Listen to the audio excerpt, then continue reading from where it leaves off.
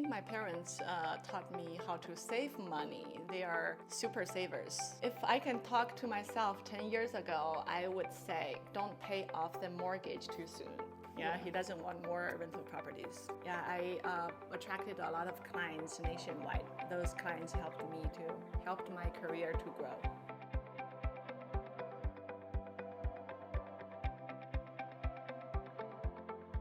Hi Wealth Builders! Today we have a very special guest, Sherry Goh. Sherry came to the US with her husband in 2001. She graduated from Bowling Green State University. She's a CPA and worked as an accountant for more than 10 years. In 2020, she started her YouTube channel talking about financial literacy, and today she has 22,000 subscribers. As an agent of TransGlobal, she serves hundreds of clients. So let's welcome Sherry. Hi Sherry. Hi, Prudence. Thank you so much for getting on our show. You are very welcome. So today we're in Sherry's place, so this is exciting because this is my second time in Indianapolis. Oh, I'm very glad to get to know you. Thank you, likewise. How does it feel living in Indianapolis? I like the people here, yeah, and the culture here, but the winter is very long, so I'm thinking about moving out of Indiana to a place where it is warmer. Oh, nice. Are you thinking Arizona, Texas, or maybe Florida, but Nice. Yeah, I heard a lot of good things about Arizona. Maybe that's one of my options. Well, we would be happy to show you around whenever you come. Like always, I'd like to know a little bit childhood story of my guest. Can you share your first memory of money? Well, when I was little, I think I got a lot of red envelopes. That's a culture of China. Yep. During Spring Festival, relatives and friends of the parents would give us a lot of red envelopes. Inside of the envelope, there were always money, but I never got to use those. Well, that's the shared memory of our generation, I guess. Yes. So when was the first time that you actually realized the value of money? When I was in 7th grade, that's the first grade in China in middle school, my parents started to give me 10 yuan as the monthly allowance. Mm-hmm. I got to spend that money in a way that I want. Yeah, I can spend it freely. That's awesome. And one thing you talked to me about is that you can actually plan ahead and then be on target, or almost like having a budget, right? Yes, because 10 yuan a month is not a lot. So if I don't have any plans, I may spend those in 1 week or even in 1 day. But I was one of the good planners. I'm proud to say that. Yeah, my money could always last for a month long. Wow, even though it was not a big amount. Yes. That's amazing. I could never do that. So other than having the pocket money, did your parents teach you about saving or investing? I think my parents taught me how to save money. They are super savers. Yeah, in my memory, and even now they are still super savers. They didn't teach me a lot about investment. So does that mean you had to learn about investment by yourself? Yes. And how did that go? I was an accounting major, so I learned a lot about budgeting and taxation, of course. That's one of the most important topics in the United States, as you know. So yeah, it is financial planning related. It's not the same, but it's related. Yeah, I read a lot of books and watched a lot of videos too. I think that helped me to know more about investments. And in terms of action, when was your first investment, would you say? Yeah, we opened our 401k account and also IRA account. Nice. When you got your first job? Yes. I heard that you're also interested in real estate and rental properties. Can you tell me a little bit about that? Around 2009 to 2010, the housing price in the United States dropped dramatically. I think my husband and I grabbed that opportunity to start our first rental property. It went well. So how many properties do you have now? 3, not a lot because my husband and I have other jobs. Oh, wow, that's true. It's a lot of effort to manage tenants and maintenance of the property itself. So are you managing them yourself or hiring a property manager? We are managing them by ourselves. Wow. I admire you for doing that because I was there and I couldn't do it. It was too much. Yeah, I'm good at paperwork. My husband is dealing with the repairing and other that's stuff. Awesome. That's awesome. Yeah, without him, I cannot do it by myself. So was your husband always like on the same page about investment as you are? We don't have a strong conflict. What does that mean? Can you tell me more? Yeah, so we are on the same direction. Yeah, we don't agree on some details, but I think that is manageable. So for example, you agree on the strategy of investing in rental property, but you may not agree on certain house. Well, I think 3 properties are, maybe we can add some more, but on his side, he's saying, oh, you're doing the paperwork, but I'm doing the worst part of the job. Yeah, it is a lot of work. Yeah, he doesn't want more rental properties. I get it. I mean, if he gets paid, maybe it's a different story. That's right. So can you tell me a little bit about your asset allocation, like retirement versus insurance versus real estate versus equity? Do you have like a rough percentage? Yes, we just talked about, I do have rental properties. That's part of our asset. And we also have funds and stocks, basically in 401k and IRA.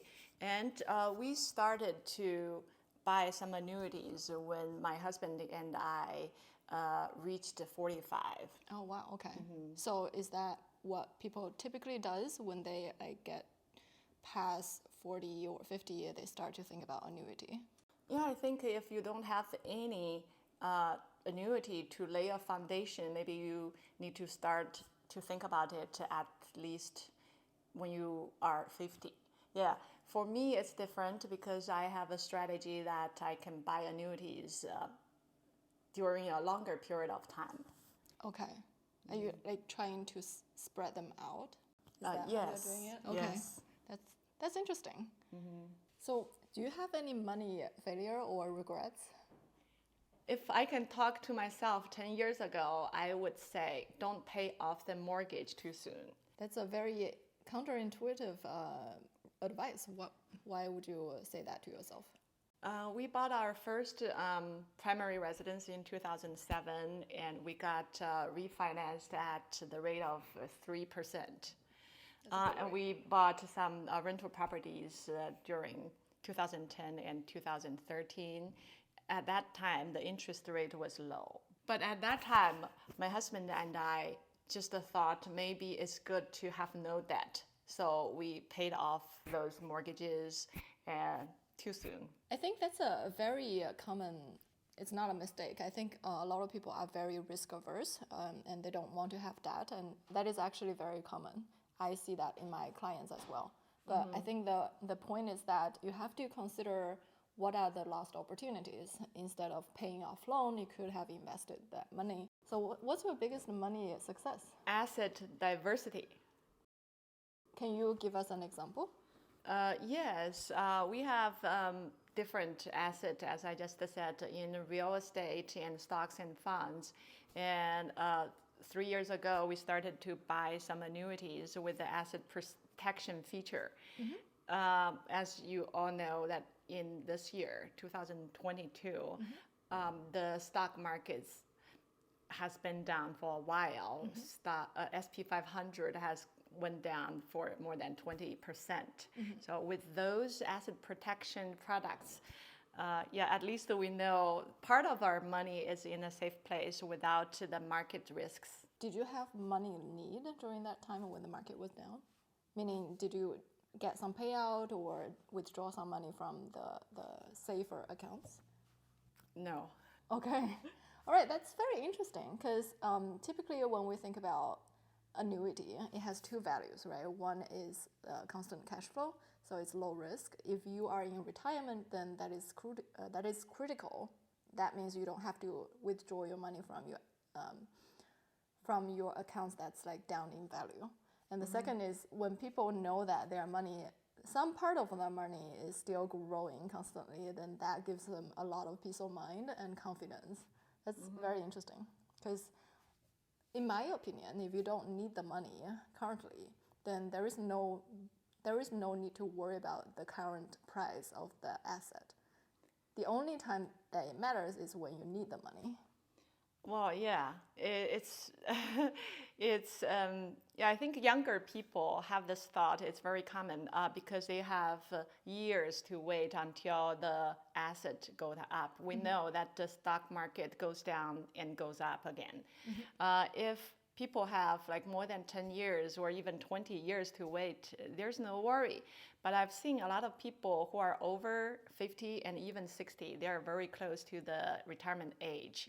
Even they are not withdrawing the money now. Maybe they will within 5 years or 3 years.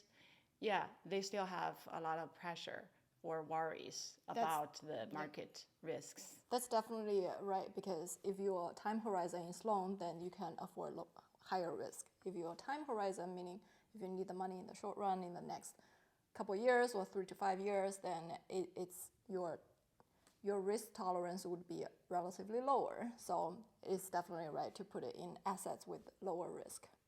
Awesome. Can we switch gears a little bit and talk about your career and your how you become a YouTuber? Oh, sure. Yeah, it's very interesting. 4 or 5 years ago, I started watch YouTubers' videos about finance, financial planning, tax planning. When I watched those, I thought, hey, maybe one day I could be a YouTuber. I told my family, but in the first 2 years, I still didn't start until one day my daughter said, yeah, Mom, you said you would start a YouTube channel. Why not today? What are you still waiting for? Yeah, I said, oh, maybe technology issues. I don't know how to edit videos.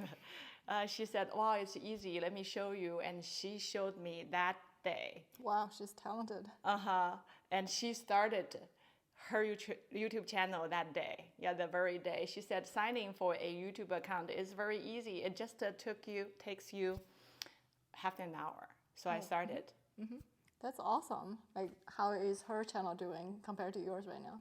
She has a different field. She's doing fashion videos. I think she's constantly doing it. That shows her perseverance. Maybe that helps her even to get the colleges she wants. She's applying for social media. Oh, wow. That's really cool. That definitely says a lot about her passion and her dedication.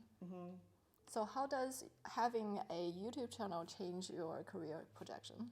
As you know, I live in Indiana. Indiana has mass cornfields, but it doesn't have that many people. Well, the population of the whole state is lower. Well,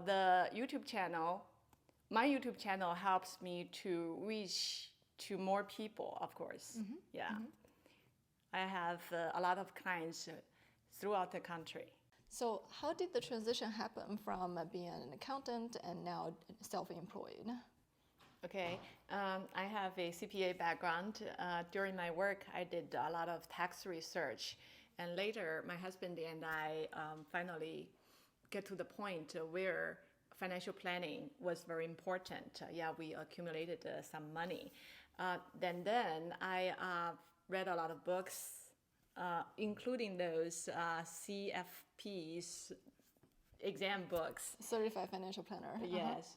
Yeah, I started to do the planning for our own family.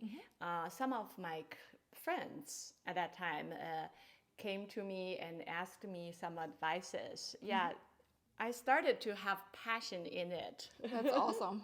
I love it when people find their passion. Yes. Plus, I like to talk with people.